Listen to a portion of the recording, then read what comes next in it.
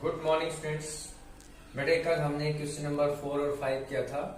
आज हम question number 6 और 7 ऑफ एक्सरसाइज 14.2 करेंगे, जो कि बिल्कुल सिंपल सा सम है। Question number 6, what is the statement कि 3 coins were tossed simultaneously for 30 times। 3 coin को 30 बार टॉस किया गया है और नंबर ऑफ हेड्स को नोट किया गया है। These are number of heads. You have to make a frequency distribution table for this given data. तो यहाँ पर वेरी सिंपल, यदि 0 है तो 0 के सामने लाइन लगाएंगे, 1 है तो 1 के सामने, 2 है तो 2 के सामने लाइन लगाते हुए टैली मार्क्स करेंगे और बाद में उसकी फ्रीक्वेंसी आप इसको ड्रॉ कर सकते हैं और जो टोटल होगा वो 30 के इक्वल होना चाहिए हमारा। This is the question. अब सबसे पहले 0 है, यहाँ कट करते हुए चलेंगे। 0 के सामने 1, 1 के सामने 1, 3 के सामने 1, 1, इस तरीके से आप करते रहेंगे। 3, 0, 2, 1, 0, 2, 1, 1, 1। 3 बार 1 लगाना है आपने। 1, 2 और ये 3 बार हो गया। 2, 1, 2 के सामने और 1 के सामने 3 बार 2, 2 लगाइएगा। 1, 2 और ये 3 हो गया।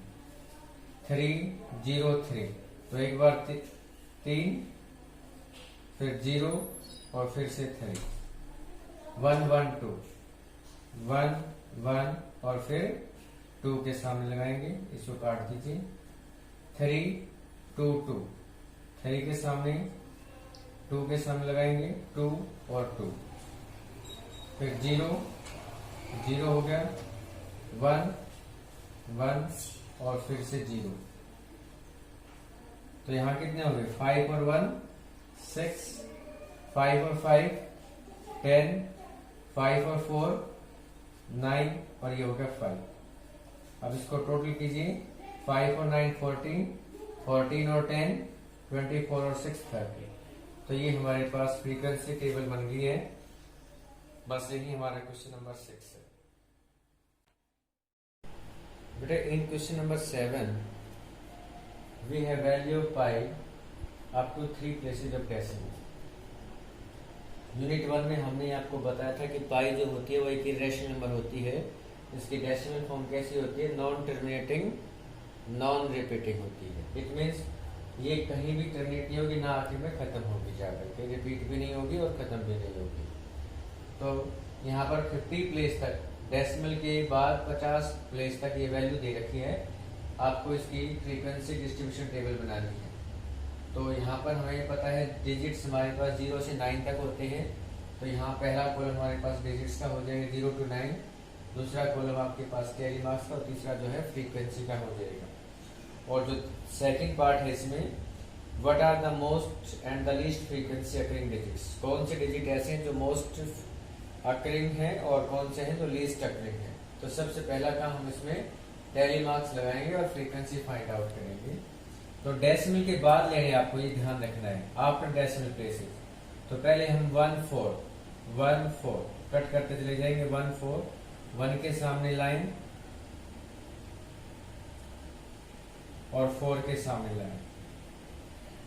1 5 1 5, 9 2 9 और 2, 6 5 6 और 5 6 5, 3 5 3 और 5,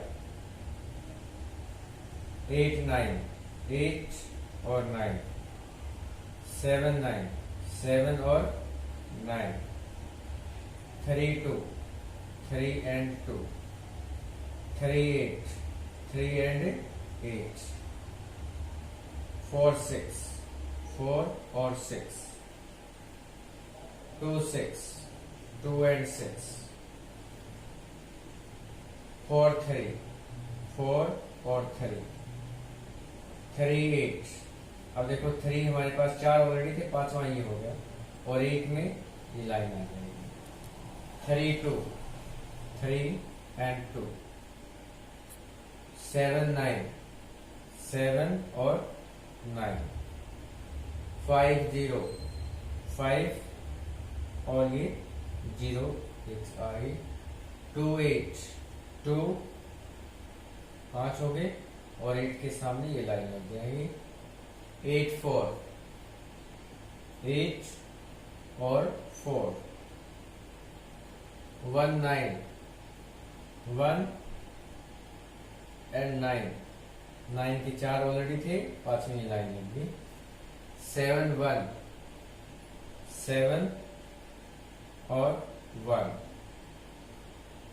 6 9 6 और ये 9 3 9 3 और 9 9 3 9 और 3 7 5 7 और 5 5 हो गए हमारे पास और 1 0 1 और ये 0। अब फ्रीक्वेंसी लिखेंगे 0 की होगी फ्रीक्वेंसी 2 1 की 5 2 की 5 3 की कितनी होगी 5 और 3 8 4 की बेटे 4 5 4 4 5 5 और 3 8। इसका सम करेंगे 2 5 7 और 5 12 20 24 29 33 37 और 5 42 एंड 8 50। तो इस तरीके से हमारे पास 50 ये फ्रीक्वेंसी का सम हो गया है। अब सेकंड पार्ट जो हमारे पास है, हमें बताना है most occurring digit and least occurring digit. तो यहाँ पर मोस्ट अकरिंग लिखेंगे, मोस्ट अकरिंग डिजिट्स।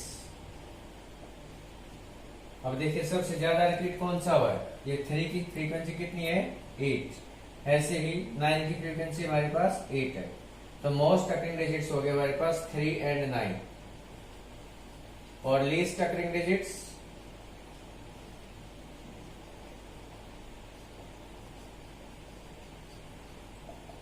वो हमारे पास 0 है। 0 की अकरिंग कितनी है, केवल 2 है, सबसे कम। तो लीस्ट अकरिंग डिजिट्स हमारे पास हो जाएगा 0। तो these are two questions, question number 6 and 7. You have to do them. Thank you. Have a nice day.